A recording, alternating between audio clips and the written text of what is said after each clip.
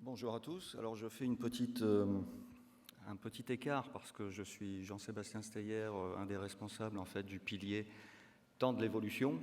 Un petit écart vers l'art, le temps dans l'art, pour accueillir en fait un collègue et ami, Roland Lehoucq. En fait, Maxime Abolgassemi m'a demandé de le présenter parce que je le connais un petit peu. Roland Lehoucq nous fait le plaisir d'être là cet après-midi.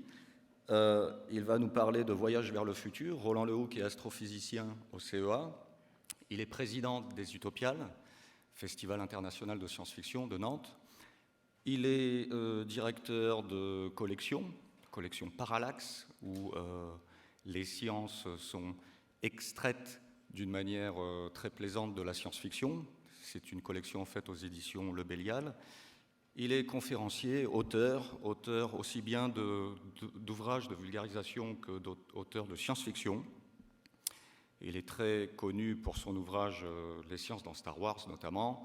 Il est chroniqueur pour la revue Pour la science, la revue de science-fiction également Bifrost. Il est même responsable de rubrique Scientifiction. Enfin bref, vous l'aurez compris, il adore en fait vulgariser les sciences grâce à la culture des mondes imaginaires. Je vous demande d'accueillir Roland Lehoucq. Merci.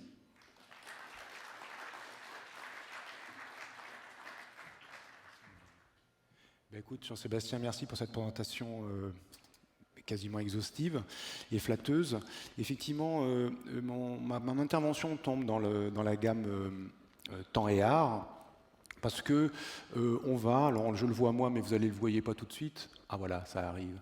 On va utiliser des éléments de fiction. Alors on va partir de cette petite bande dessinée, de ces petits comics de Bill Watterson, de Calvin et Hobbes, et on va utiliser des éléments de cinéma pour discuter d'une question qui est la façon dont, comme on dit, s'écoule le temps, et qui n'est pas une expression très bonne, en tout cas comme physicien.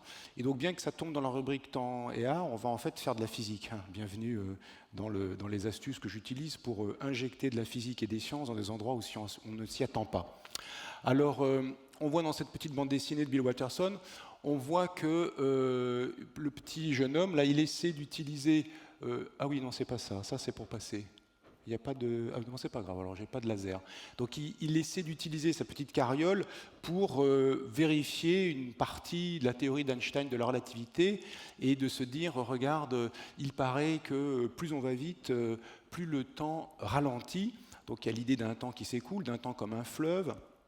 Et avec toujours tout un tas de phrases, les horloges ralentissent, le temps ralentit, le temps, les échelles de temps ne sont pas les mêmes. Et puis à la fin, bon, évidemment, il constate que ça ne marche pas. Alors on va voir que ce qui était écrit dans cette petite bande dessinée, là, une part disons, d'intérêt, puisqu'elle essaie de montrer par l'exemple une des conséquences de la relativité d'Einstein qu'on va discuter, et qui a des fautes, évidemment, enfin qui a une façon de présenter les choses, mais c'est ça qui en fait aussi tout le sel et toute la partie marrante. Elle a une façon de présenter les choses qui n'est pas tout à fait correcte, en tout cas pour un physicien. Alors, on a... dans le cinéma, un certain nombre de films, j'en mettrai une grande liste à la fin, je vais en montrer quelques-uns. Là, je ne montre pas un extrait, simplement une image de La planète des singes de Franklin Schaffner, 1968, où on voit le héros, alors le personnage c'est Charlton Heston, enfin l'acteur Charlton Heston, qui est à l'intérieur du vaisseau, et voilà ce qu'il nous dit dans la scène initiale. Alors je l'ai représenté, je l'ai écrit pour qu'on entende bien, qu'on voit bien ce qui se passe, et traduit en français. Il nous dit, ben voilà, ça fait 6 mois qu'on est parti de Cap Kennedy pour une destination lointaine, et puis 6 mois dans l'espace profond, selon notre temps, ça a tout entendu le temps du vaisseau, mais selon la théorie du docteur Hastline, alors c'est assez marrant, il ne dit pas du docteur Einstein, il y a un nom inventé, eh bien, quand on s'approche de la vitesse de la lumière, son vaisseau est très rapide, il s'approche de la vitesse de la lumière, eh bien, en fait, pendant ces 6 mois que nous avons passés dans le vaisseau, la Terre a vieilli de 700 ans. Il y a un écart de durée mesuré entre le vaisseau, l'horloge du vaisseau, et l'horloge terrestre. Et d'ailleurs, on voit sur sa droite, on voit 2 cadrans numériques où il y a marqué Earth Time, le temps de la Terre, et Ship Time, le temps du vaisseau. Il y en a un qui serait donc l'horloge, mettons l'horloge atomique, qui fonctionne dans le vaisseau, et puis l'autre, une horloge qui est là pour mimer, pour représenter le temps de la Terre. Alors ce rapport, on voit qu'il est énorme, entre 6 mois et 700 ans, il y a un facteur 1400, et 1400, comme il y a à peu près 1440 minutes par jour. Ça veut dire que chaque minute du vaisseau, à chaque minute du vaisseau correspond une durée de 1 journée terrestre. D'accord ? Vous voyez l'écart considérable de durée qui s'est écoulé. Et je vais pas, pour ceux qui n'ont pas vu le film, je ne vais pas vous spoiler la fin, mais enfin, il y a une affaire qui a à voir avec cet écart considérable de durée, les personnages arrivant sur une planète inconnue, étant la planète des singes, et réalisant que peut-être ce n'est pas une autre planète, ce n'est pas une planète inconnue. Alors, pour comprendre cet écart, on le reverra dans d'autres exemples de la fiction, dans d'autres films, un film que vous connaissez peut-être moins, on remettra ça à la fin pour rigoler un peu. Cet écart, en fait, il vient de la théorie de la relativité d'Einstein, qui a été publiée en 1905, et qui se fonde sur deux principes. On verra que le deuxième, enfin on ne va pas le voir, mais je vous dis par avance que le deuxième n'est pas utile, seulement celui-ci est utile, et puis quelques principes très fondamentaux, comme conserver la causalité, par exemple. Eh bien, premier principe, un élargissement à toute la physique, sauf la gravitation, qui fera l'objet d'une théorie à part, qui sera la théorie de la relativité générale, un élargissement à toute la physique de la relativité galiléenne. L'idée, selon les mots de Galilée, que le mouvement est comme rien, que dans cette pièce où nous ne voyons pas l'extérieur, nous n'avons aucun moyen de savoir si elle est au repos ou si elle se déplace à vitesse constante en ligne droite. On n'a aucun moyen de le savoir par des expériences internes à la pièce. Il faudrait sortir et constater que nous sommes dans un bâtiment et que donc il ne se déplace pas. Et donc élargir le principe de relativité à toute la physique, c'est-à-dire à de la physique qui n'existait pas à l'époque de Galilée, essentiellement la mécanique, et puis à l'époque de Galilée, et puis ensuite l'électromagnétisme par exemple. Et puis deuxième chose qu'a ajouté Einstein, invariance de la vitesse de la lumière. Cette vitesse ne dépend pas, la valeur de cette vitesse ne dépend pas de la vitesse relative entre l'observateur et la source. Mesurer la vitesse de la lumière de ces spots qui m'éclairent ici, je vais trouver la valeur canonique de 300 000 km par seconde, mais si je me déplace par rapport aux sources, ou si les sources se déplacent par rapport à moi, je vais trouver aussi 300 000 km par seconde.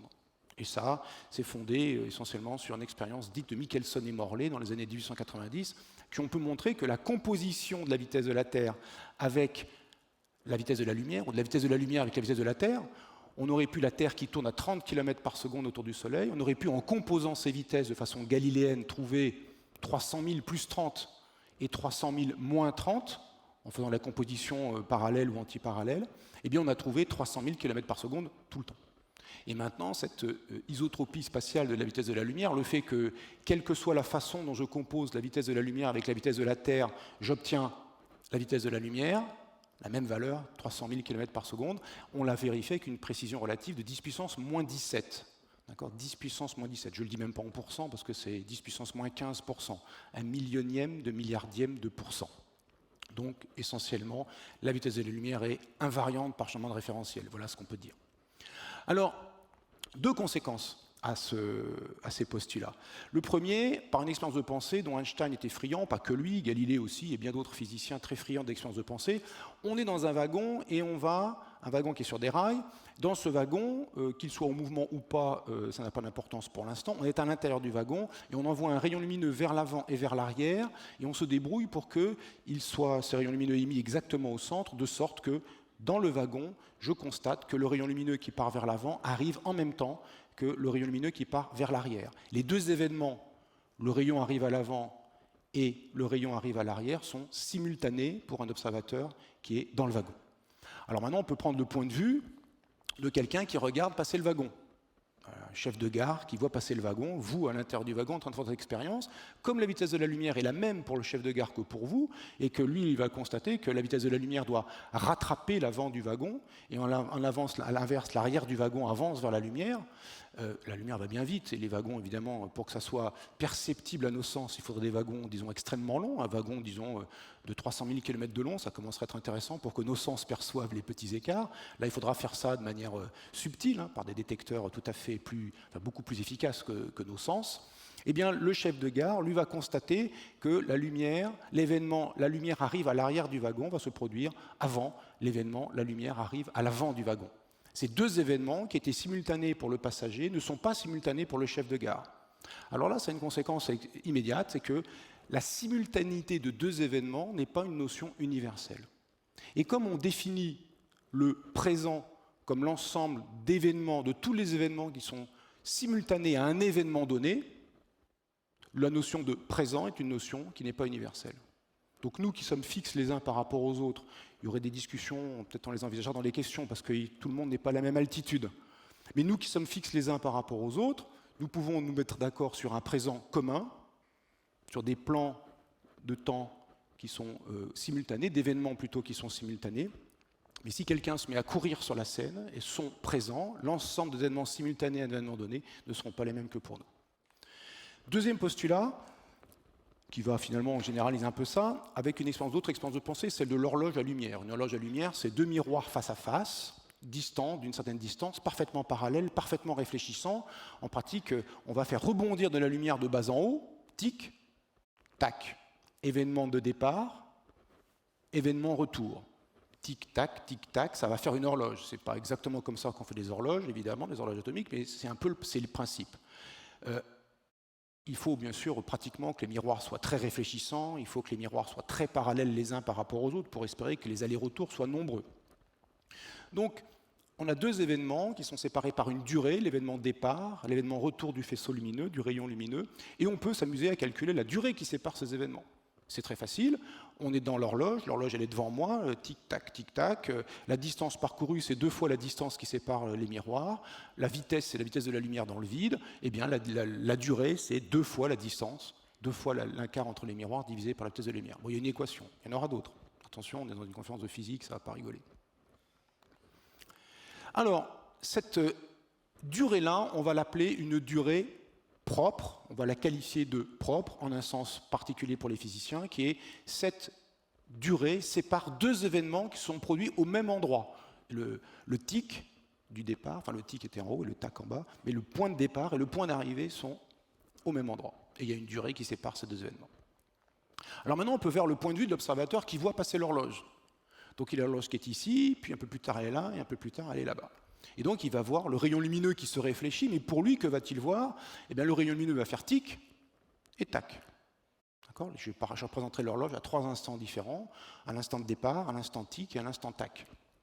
Et si je veux calculer maintenant la durée qui sépare les deux événements, événement départ du point lumineux, du rayon lumineux, événement retour du rayon lumineux, eh bien, il va falloir cette fois-ci tenir compte d'une distance qui est celle que je constate. Moi, là, le rayon lumineux, je l'ai vu parcourir cette ligne bleue une fois, 2 fois, et j'ai donc le double de cette distance divisé par la vitesse de la lumière dans le vide, qui est là toujours la même. Hein. Le postulat, c'est la vitesse de la lumière est indépendante de l'observateur. Et j'obtiens, puisque la distance est une égalité triangulaire, la diagonale va être plus grande que les côtés, que l'un des côtés, même que la somme des côtés, eh bien, on se retrouve dans une situation où la durée va être plus longue que la durée précédente. Et on peut même préciser, d'abord d'une part, que cette durée, cette nouvelle durée à laquelle j'ai ajouté un prime pour la singulariser, pour dire qu'elle est différente des autres, cette durée n'est pas une durée propre. Les deux événements, départ et retour, ne se sont pas produits au même endroit, donc ce n'est pas ce qu'on qualifiera d'une durée propre, c'est la durée qui sépare deux événements, qui sont produits à 2 instants et à 2 lieux différents. Et on peut même calculer, je vous fais grâce des détails, le rapport entre cette durée impropre et la durée propre qui a été mesurée dans le référentiel de l'horloge. Ça se calcule, il y a un petit raisonnement tout simple pour faire ça, et qui permet d'obtenir qu'il y a un facteur gamma, qu'on note de la lettre grecque gamma, et dont la valeur est 1 sur racine carrée de 1 moins v sur c au carré. V, c'est la vitesse relative entre l'observateur et l'horloge.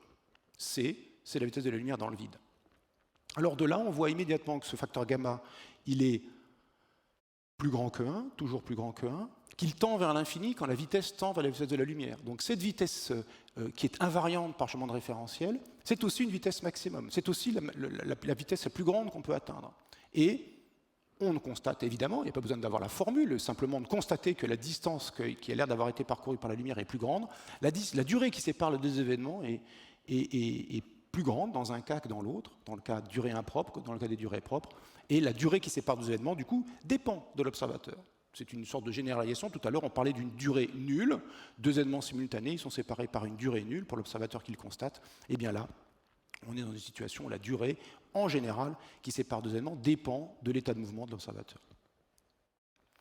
Alors, voilà le petit facteur gamma pour vous montrer comment il varie. Horizontalement, de 0 à 100%, il y a un 110% ici qui est spurieux, c'est-à-dire il n'y a pas besoin d'en tenir compte.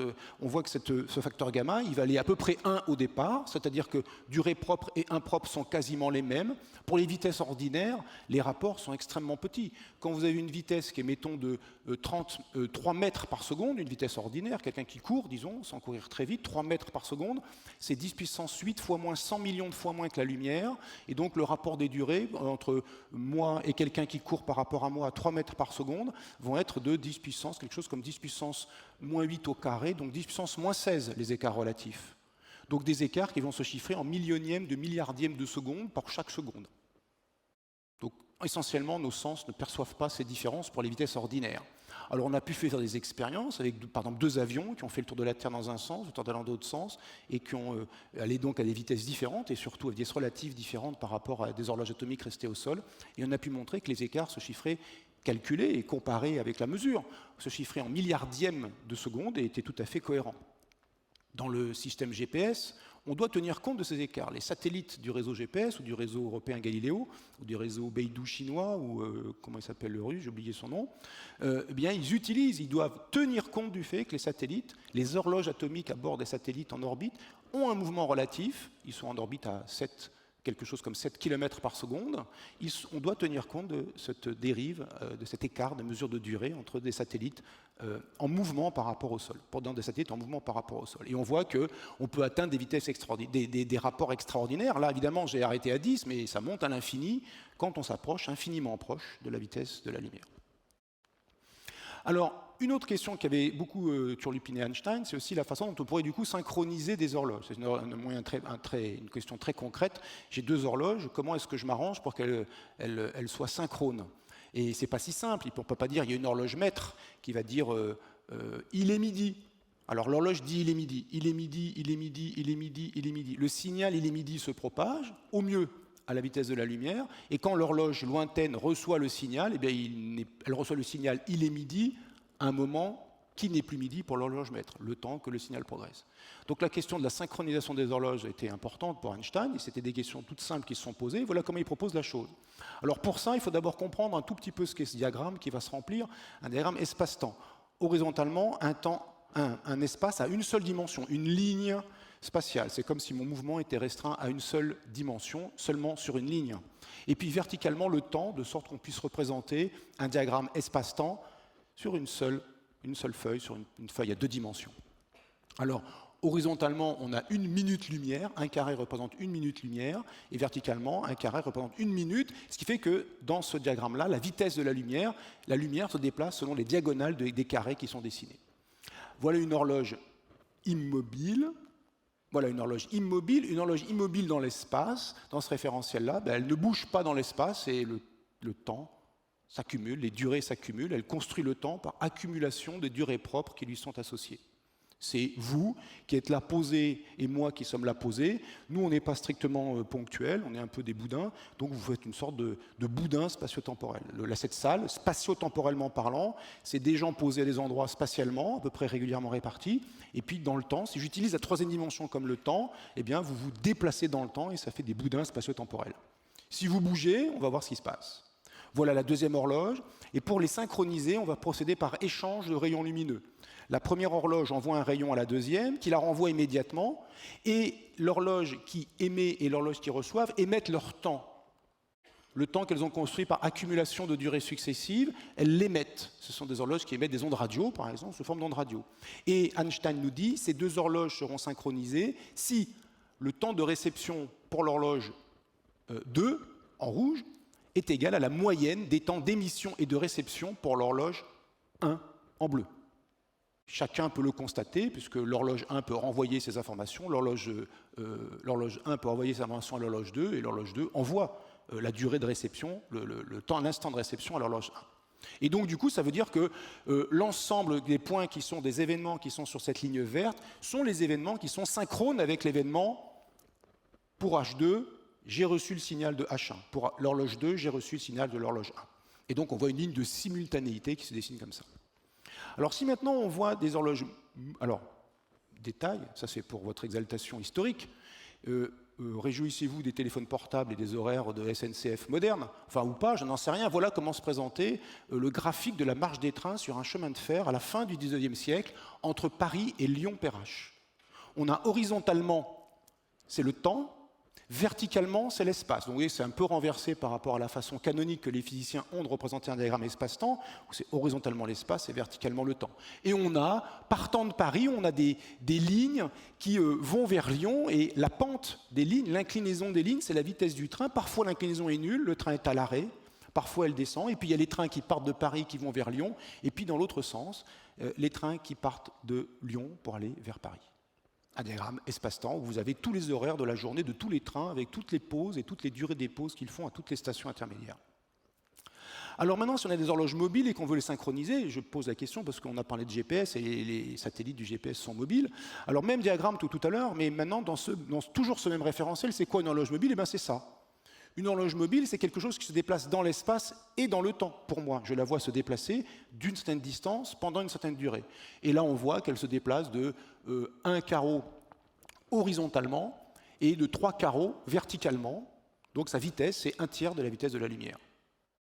Voilà l'horloge, la même horloge qui se déplace à la même vitesse. Donc ces deux horloges sont fixes les unes par rapport aux autres, l'une par rapport à l'autre, mais toutes les deux mobiles par rapport à moi à la même vitesse. Et comment est-ce qu'elles vont se synchroniser? En émettant un rayon lumineux. La vitesse de la lumière est toujours la même pour tout le monde, donc c'est toujours une droite qui passe par la diagonale principale des carrés. On renvoie, et on a vu tout à l'heure qu'il fallait être à la moitié du segment finalement pour savoir quel était l'événement pour l'horloge H1 qui était synchrone avec l'élément de l'horloge H2, j'ai reçu le signal, c'est la moitié du segment entre émission et réception. Et bien là, je trace la droite verte. Voilà la ligne de simultanéité pour les horloges. Le présent de l'événement, l'horloge rouge reçoit le signal. Dans le référentiel de l'horloge rouge, voilà les événements qu'elle voit simultanés avec l'événement j'ai reçu le signal. Alors que tout à l'heure on l'a vu, l'événement qui serait l'ensemble des événements simultanés avec celui-ci pour moi qui voit passer les horloges, eh bien ce serait quelque chose comme une ligne horizontale. Là, on voit bien sur ce diagramme qu'il y a une différence entre ce qui est simultané pour les uns, simultané pour les autres, ce qui est le présent de l'événement « j'ai reçu le signal » pour l'un et pour l'autre. Alors maintenant, on peut aborder la situation qu'on appelle les jumeaux de Langevin, parfois mal noté paradoxe de Langevin, mais ce n'est pas du tout un paradoxe, c'est juste une question qui a été mal posée. Les jumeaux voyageurs, et ça va nous permettre de comprendre ce qui s'est passé dans le cas de notre ami Charlton Heston au début. Donc là, en diagramme espace-temps, on va avoir deux jumeaux, on prend toujours des gens, on a l'impression qu'ils sont évidemment absolument identiques, en tout cas là, on va prendre des faux jumeaux, Alice et Bob. Là, ils ne sont pas parfaitement identiques, hein, évidemment, Alice et Bob, et ils ont le même âge, à un quart d'heure près, au délai de naissance près, ils ont le même âge. Et effectivement, il va y avoir un vieillissement différentiel, une mesure de durée des voyages qui vont être différents. Si on prend d'abord Alice, qui va rester sur Terre, qui ne bouge pas, donc voilà sa ligne d'espace-temps, Bob, plus aventureux, qui fait un voyage lointain et qui revient. Il fait un aller-retour dans l'espace. Alors là, strictement, Bob, normalement, il devrait être mort dès le départ et puis au virage, parce que comme la droite d'éloignement change instantanément de pente, il a subi une accélération infinie au coin du triangle, et donc il est écrabouillé dans son vaisseau. Donc c'est une approximation grossière de ce que pourrait être un voyage. Il devrait y avoir Bob accélère, il décélère, il réaccélère, et il redécélère. Voilà, et ce serait une courbe qui ne serait pas de droite, de segment droite, mais ça montre quand même bien l'idée. On pourrait refaire le calcul dans un cas plus général sans aucun problème. Bob se déplace à 4/5 de la vitesse de la lumière. On voit qu'il y a 4 graduations horizontales pour 5 graduations verticales. Alors, on peut calculer son facteur gamma. Alors, 4/5, c'est pratique, parce que 4/5 au carré, ça fait 16/25. 1 moins 16/25, ça fait 9/25. La racine carrée de 9/25, c'est 3/5. Et l'inverse de 3/5, c'est 5/3. Le rapport des durées mesuré par Bob et mesuré par Alice, il est 5/3. Donc, on obtient Alice, elle va trouver une durée de voyage de 10 ans. Elle constate que Bob a voyagé 10 ans, 10 graduations dans son référentiel. Le référentiel tracé, c'est celui d'Alice, qui ne bouge pas. Et puis Bob, il a donc parcouru pour Alice, il a parcouru 5 ans aller, 5 ans retour, donc 5 ans à 4/5 de la vitesse de la lumière. Il a parcouru 4 années-lumière. En gros, Bob a été auprès de Proxima du Centaure, quelque chose comme ça, l'étoile la plus proche de notre système solaire. Mais pour Bob, le voyage n'a duré que 6 ans, parce que les durées mesurées pour l'un et pour l'autre sont dans un rapport 5/3. Et Bob, la durée propre du voyage pour Bob, eh bien, c'est 3/5, puisque les 10 ans, c'était 5/3 de la voyage de Bob. Donc à l'inverse, Bob, c'est 3/5 de 10 ans, et donc lui, ça dure 6 ans. Donc sa graduation, voilà les années, j'ai mis les points qui séparent les années de Bob, telles que lui, il va les compter. On pourrait se dire, mais qu'est-ce que c'est que ce truc? Il y en a un 6 ans, l'autre 10 ans, qu'est-ce qui se passe? Traçons, maintenant que nous savons le faire, les lignes de simultanéité. Voilà la ligne de simultanéité des 3 événements anniversaires pour Bob. Donc les événements sur les lignes pointillées sont simultanés à première année pour Bob, deuxième année pour Bob, troisième année pour Bob. Et vous voyez qu'ils ne correspondent pas du tout à des événements en première, deuxième ou troisième année pour Alice.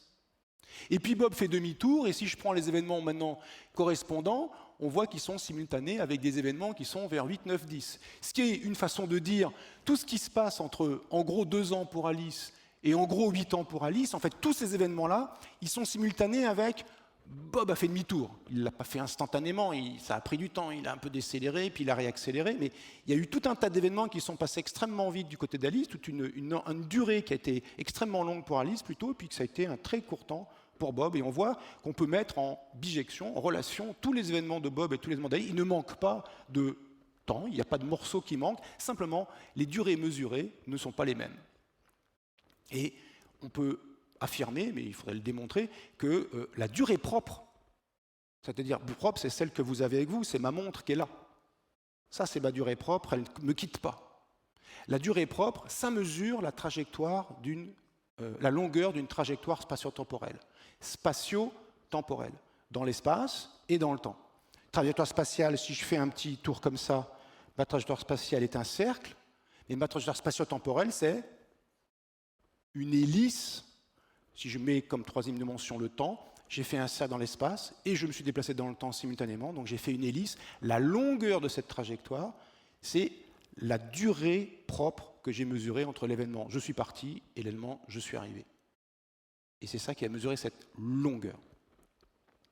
Et il se trouve que cette longueur dépend du chemin suivi. La longueur d'une trajectoire dépend du chemin suivi. Il n'y a rien de spectaculaire. Dans ce dessin, j'ai mis espace et temps. Imaginons que j'ai mis espace et espace, que A et B soient 2 villes. Je peux aller de la ville A à la ville B tout droit, alors peut-être en avion, parce que là, pour le coup, en voiture, c'est rarement tout droit. Et puis, je peux y aller par des chemins variés.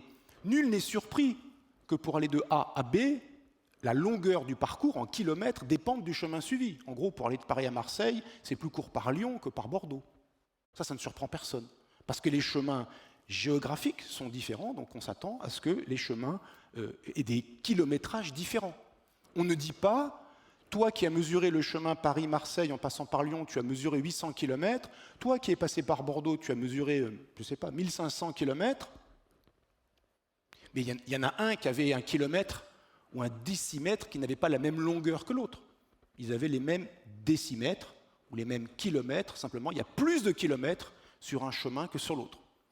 Si maintenant on se met dans l'idée qu'on est dans un diagramme espace-temps cette fois-ci, et que là on a la ligne rouge, c'est quelqu'un qui ne bouge pas, et la ligne bleue, les lignes bleues sont des observateurs en mouvement, et même en mouvement accéléré, si on considère que la durée propre, et c'est la longueur de la trajectoire spatio-temporelle, eh bien, il n'y a pas de scandale à dire que la durée propre dépend de la trajectoire qu'on a suivie. Elle dépend du chemin qui relie les 2 événements, et qu'il n'y a pas les mêmes durées propres selon le chemin qu'on a suivi. Et qu'il existe même, on peut montrer qu'il existe même un chemin de durée propre la plus longue, en géométrie, on aurait dit, il existe un chemin le plus court, en géométrie euclidienne, on aurait dit, il existe un chemin le plus court qui est la ligne droite. Et Pierre Desproges aurait rajouté, à condition que les points soient bien l'un en face de l'autre. Mais ça, c'est un détail. Donc, un chemin de plus longue durée propre, c'est le chemin qu'on appelle en mouvement inertiel, soit à vitesse constante, rectiligne à vitesse constante, soit immobile. En particulier, immobile, c'est un cas particulier de ce mouvement inertiel. Et donc, il existe un chemin de plus longue durée propre. Un voyageur qui est sur la droite va compter plus de secondes qu'un voyageur qui suit la courbe bleue. Ce qui est un peu curieux, parce qu'en géométrie, on aurait dire que c'est la courbe bleue qui compte plus de mètres que le chemin rouge. Mais là, il va compter plus de secondes qu'un voyageur qui suit la courbe bleue, et c'est les mêmes secondes, ce sont les mêmes horloges, les deux horloges sont identiques, ils ont tous les deux des ordres atomiques identiques, et ces deux horloges identiques font que, par le premier principe d'Einstein, le principe de relativité, eh bien, ces horloges vont fonctionner de la même façon et vont battre les mêmes secondes. Il n'y a pas une horloge qui ralentit, le temps qui ralentit, ou Dieu sait quoi. Les mêmes horloges qui mesurent les mêmes secondes, simplement il y en a un qui va compter plus de secondes que l'autre. Donc, je peux voyager dans votre futur. Il suffit pour moi que monter dans un vaisseau extrêmement rapide, faire comme Bob, et revenir pour un voyage qui n'aura duré que 6 ans pour moi et 10 ans pour vous. Et si c'est l'inverse, si c'était mes enfants qui font ça, ils pourraient s'arranger en étant suffisamment rapides et proches de la vitesse de la lumière pour revenir où ils n'ont vieilli que de 5 ans, tandis que moi, j'ai vieilli de... Alors ça, dans ce cas, excusez-moi, c'est l'inverse, c'est moi, excusez-moi. Si c'est moi, je pars, je peux m'arranger pour ne vieillir que de 5 ans, pendant que mes enfants vieillissent de 50 ans, et revenir plus jeune qu'eux. Parce que mon cœur est une manière d'horloge très imparfaite, le rythme biologique est une manière d'horloge très imparfaite, qui n'a pas la même qualité évidemment que les horloges atomiques, mais on peut la considérer comme une manière d'horloge. Donc je peux voyager dans votre futur, vous pouvez voyager dans le mien aussi, il suffit de faire le même effort de l'autre côté. Et puis pour conclure, un petit film que vous connaissez peut-être pas, je vous recommande, qui est très sympa, André Svoboda, le réalisateur, Croisière sidérale, 1942, tourné en France occupée. Plein de choses à dire sur ce film. Voilà ce qui est dit au début du film, à l'introduction du film. En gros, les chiffres que l'on présente dans ce film sont extrêmes, mais c'est fondé sur une théorie scientifique exacte, qui est fondée sur la relativité restreinte dont on vient de parler. Et là, ce qui se passe, c'est qu'une jeune femme scientifique fait un voyage de 15 jours, elle part en ballon, faire une observation en ballon, il y a un problème, elle reste 15 jours dans l'espace, puis elle revient, et il s'est écoulé 25 ans sur Terre. Elle retrouve son mari, qui a vieilli de 25 ans. Donc là, il y a une dilatation considérable aussi d'un facteur 600. Alors, voilà un extrait du film, premier extrait, où on voit un des personnages, l'acteur Carrette, qui explique aux passagers de la croisière sidérale, une fois qu'ils ont réalisé que ça s'était passé, ils fabriquent un vaisseau qui va faire ça, et l'acteur, le personnage plutôt, explique ce qui se passe dans le vaisseau. Mesdames et messieurs, le spectacle que vous avez sous les yeux d'un spectacle unique au monde et qui est destiné à le rester. Je tiens d'abord à vous faire remarquer ces deux chronomètres. Le premier vous donne l'heure exacte du bord, il est exactement 10h22. C'est-à-dire qu'il y a environ 5 heures que nous avons quitté la Terre. Le second cadran vous donne la mesure du temps tel qu'il se déroule sur la Terre. Oui, mesdames et messieurs, il y a environ 7 mois que notre voyage a commencé. 7 mois. Et donc là, on voit le même principe, les deux chronomètres, l'un qui est le chronomètre de bord, qui est normal, et l'autre qui mime, qui représente, qui montre la façon dont le temps s'accumule, dont les durées s'accumulent sur Terre, et qui tourne comme un fou furieux, l'air de dire, quand il se passe 1 minute chez nous, il se passe beaucoup de temps là-bas. Là, c'est un moment ultérieur, un moment précédent dans le film, un deuxième petit extrait d'un moment qui précède, où la jeune femme est revenue au laboratoire scientifique, demande à voir le directeur, parce qu'elle voit tout un tas de choses très curieuses autour d'elle, et elle réalise que le directeur, ce vieil homme, c'est son mari. Et là, il essaie de comprendre ce qui s'est passé. Et voilà. Donc, vous voyez, déjà, ça commence bien. Hein. Vous voyez, des films en 1942, mais des équations. Ces équations sont à la base de ce qu'on appelle la transformation de Lorentz, qui permet de passer des coordonnées spatio-temporelles d'un observateur aux coordonnées spatio-temporelles d'un autre observateur. Je passe sur les détails, ça n'a pas d'importance, mais ces équations qui sont là sont justes, hein, ce sont les bonnes équations. Françoise, je crois que j'y suis. Je crois que j'ai compris. Oh, si c'est vrai, c'est à n'y pas croire. Tu comprends, votre ballon a passé 2 semaines hors du monde terrestre. Sauf que vous avez vécu 2 semaines dans le monde sidéral. Je ne comprends pas. Mais si tu vas comprendre, chérie, c'est très clair. Enfin, vous êtes monté, puis vous êtes redescendu. Oui. Mais pendant ce temps-là, vous avez changé de système de référence. En somme, vous avez vécu 2 semaines dans un autre temps. Dans un Les autre temps. formules de Lorentz? Oui, les formules de Lorentz, les équations de Lorentz s'appliquent intégralement. Oh, ça c'est magnifique. 25 années. Mais tu comprends, votre ballon est allé si vite et si loin que vous êtes sorti du système solaire. Alors vous avez passé là-haut 2 semaines. 2 semaines pour vous. Mais pendant ce temps-là, notre pauvre Terre a vieilli, elle, de 25 années. Et ton pauvre mari, lui aussi, a vieilli Il de pige 25 le coup, là. années. Il dit, ah oui, mais du coup, vrai, moi aussi. Robert, est-ce C'est possible? peut-être pas possible, mais c'est certain. Et pendant tout ce temps, Pendant ce temps, j'ai attendu un miracle. Et tu m'en rapportes 2. 2? Oui, le premier, c'est que ce voyage confirme toutes les théories de la relativité, mais cela n'est rien. Et l'autre? L'autre miracle, c'est que tu sois revenu. Tu y crois? Je suis bien forcé d'y croire puisque tu es ici. Tu m'as attendu. Oui, Françoise. Dans cette maison. Nous avions tout préparé ensemble. Voici votre maison, Françoise. Voilà, voici notre maison en France. Alors il y a des références, là c'est 1942 en France, hein. Donc on cite Lorentz pour les équations de Lorentz, on ne cite pas Einstein, c'est de la physique juive à l'époque, hein, donc on ne cite pas Einstein. Deuxièmement, viens dans notre maison, travail, famille, patrie, etc. Enfin, c'est des messages subliminaux pour que ça passe la censure. Il y en a d'autres qui sont assez curieux. C'est un film très intéressant, parce qu'il y a le réalisateur Svoboda a été adhérent au comité secret des réalisateurs qui luttaient contre le nazisme et qui ont fait des plans pour... bref. Et donc il faisait des films et il essayait de faire passer des trucs subliminaux à la fois pour le public éduqué, enfin qui savait lire entre les lignes, et aussi des choses très évidentes pour que la censure dise très bien, le film y passe. C'est un film très intéressant, par plein d'aspects. Le Venture Star, pour en conclure, le Venture Star d'Avatar, un vaisseau extrêmement intéressant parce que ce vaisseau-là, il va près d'Alpha du Centaure, justement, un peu comme notre Bob de tout à l'heure, et on nous dit que le voyage a duré 5 ans, 9 mois et 22 jours, ce qui fait 5,8 ans pour franchir 4,37 années-lumière. Donc la vitesse moyenne, on peut l'estimer, c'est de l'ordre de 2/3 de la vitesse de la lumière, un vaisseau qui était extrêmement efficace. Et on peut, je vous fais grâce du détail, et on peut calculer toutes les durées du voyage, si on suppose que le vaisseau a accéléré uniformément à une gravité terrestre, de sorte que la pesanteur artificielle due à l'accélération soit celle de la pesanteur de la Terre, ce qui est confortable, disons, pour les passagers, après qu'il a volé à vitesse constante, et donc il a fallu faire une pesanteur artificielle, c'est la raison pour laquelle sur la droite on voit une espèce d'altère qui doit tourner pour créer cette pesanteur artificielle, et puis ensuite le vaisseau a décéléré à une gravité terrestre avec une accélération de 1G. Alors on peut calculer, voilà, on peut s'amuser à calculer tout ce qu'a fait ce vaisseau, combien de temps il a mis pour accélérer, quelle distance franchie, enfin bref, ça se résout très facilement, et c'est un voyage plus réaliste que celui de Bob qui change instantanément sa vitesse et qui donc subit une accélération infinie si le changement est instantané, ce qui n'est pas très bon pour sa santé. Et puis voilà, bon, je le mets là, mais vous n'avez pas le temps de tout noter, mais je sais maintenant on prend des notes par téléphone portable. Donc voilà une petite liste de films où il y a de la relativité restreinte. Je vous recommande aussi le deuxième, le premier que vous ne connaissez peut-être pas, de 1942. Le deuxième, c'est un film de science-fiction tchèque de 1963, très intéressant aussi. On a parlé du Schaffner, il y en a tout un tas d'autres. Un peu de pub pour la SF littéraire cette fois-ci. Alors il y en aurait plein d'autres, hein, j'ai mis ces trois-là. Taux zéro, là c'est un vaisseau qui accélère tout le temps, qui n'arrive jamais à ralentir. Et les passagers sont bien embêtés, ils ne peuvent plus arrêter le vaisseau d'une certaine façon.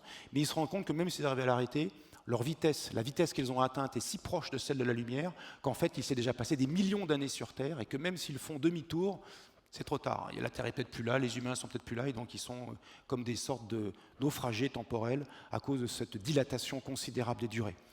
Et puis Charles Strauss, Aube d'acier, là il y a des affaires temporelles tout à fait intéressantes. Il essaie d'être réaliste du point de vue de la physique, Charles Strauss, c'est de la hard science. Et La guerre éternelle de Joe Haldeman, ça c'est une guerre où tous les protagonistes, tous les soldats sont dans des vaisseaux interstellaires extrêmement rapides, et la guerre qui dure 3000 ans en durée terrestre ne dure que quelques dizaines d'années en durée des vaisseaux qui effectivement font la guerre, et donc ça a tout un tas de questions qui sont soulevées par ça. Voilà, je vais m'arrêter là quand même pour avoir un tout petit peu de temps pour les questions. Merci infiniment de votre attention et bon Time World. Pas de questions, tout le monde est écrasé par le poids de la science. Ça va? Ou tout le monde a compris?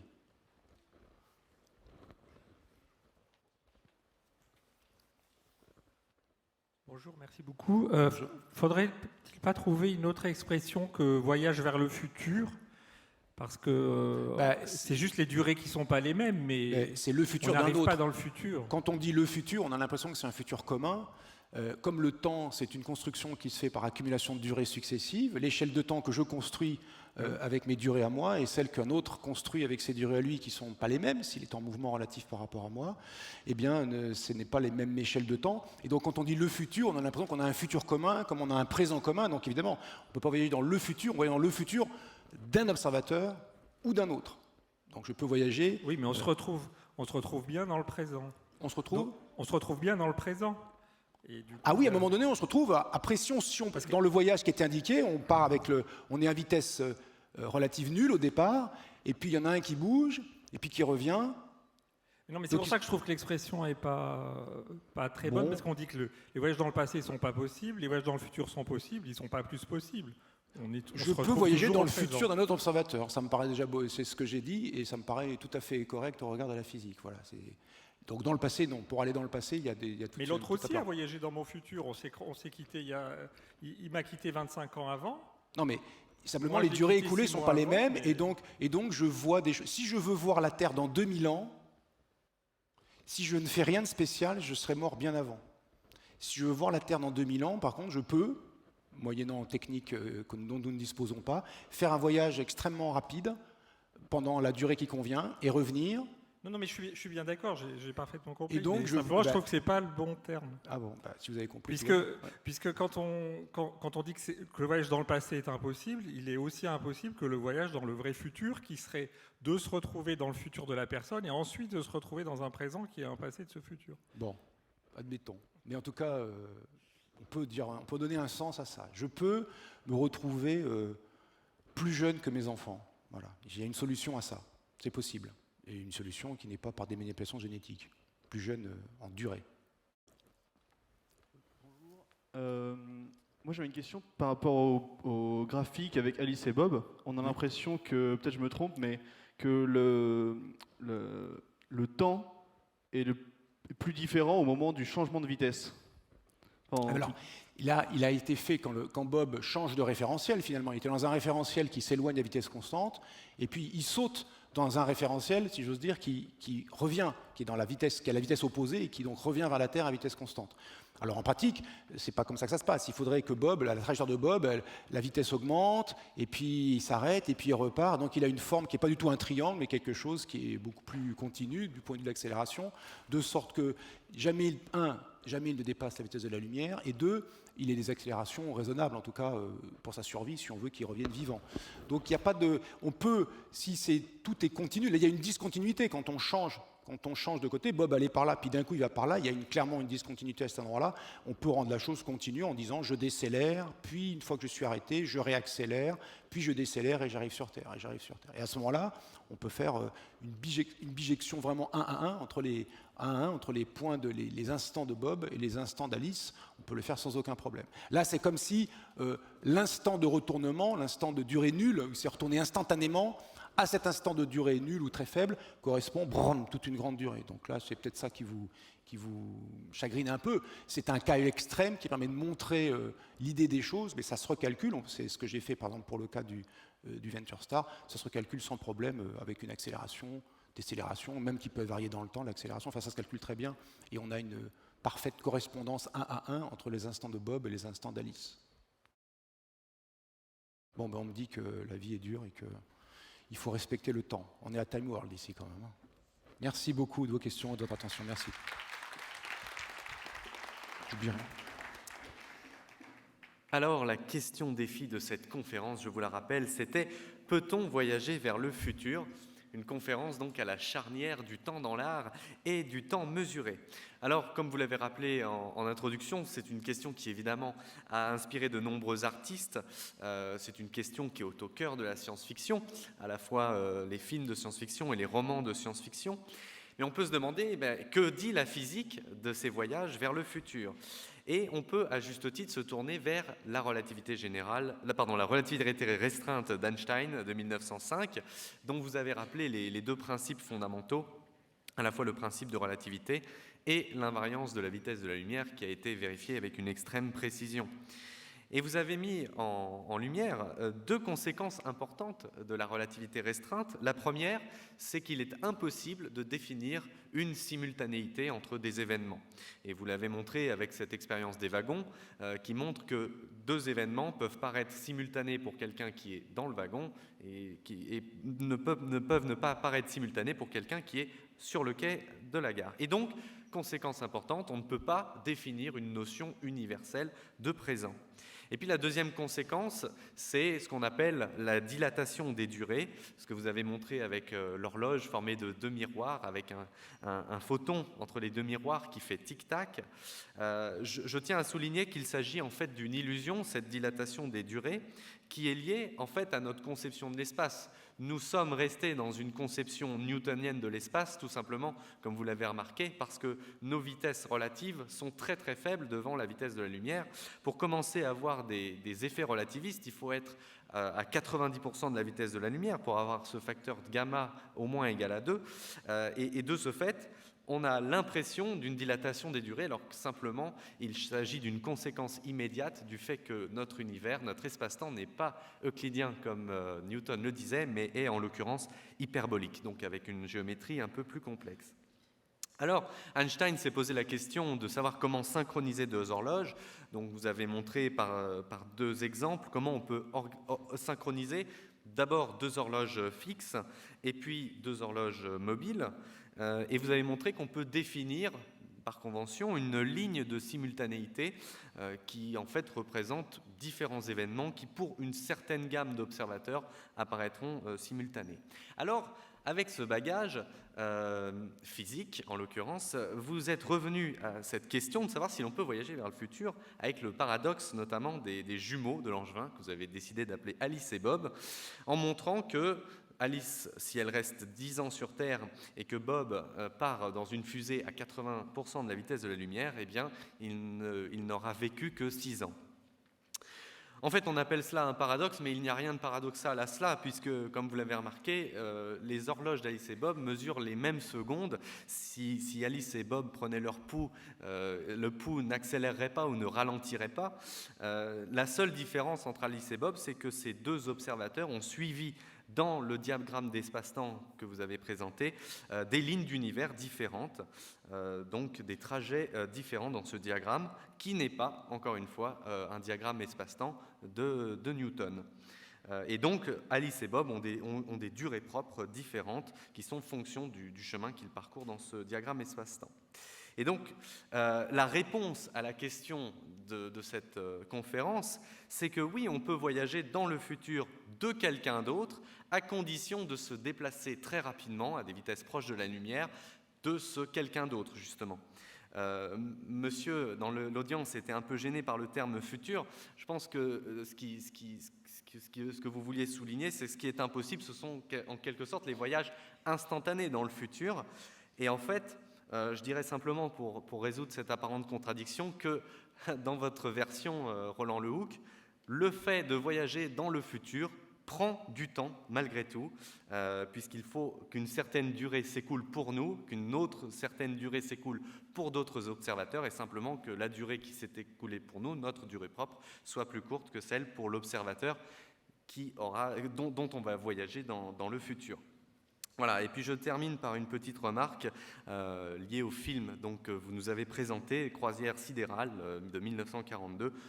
Remarque pour dire que finalement, pour un rendez-vous romantique, les équations de Lorentz, c'est une bonne idée.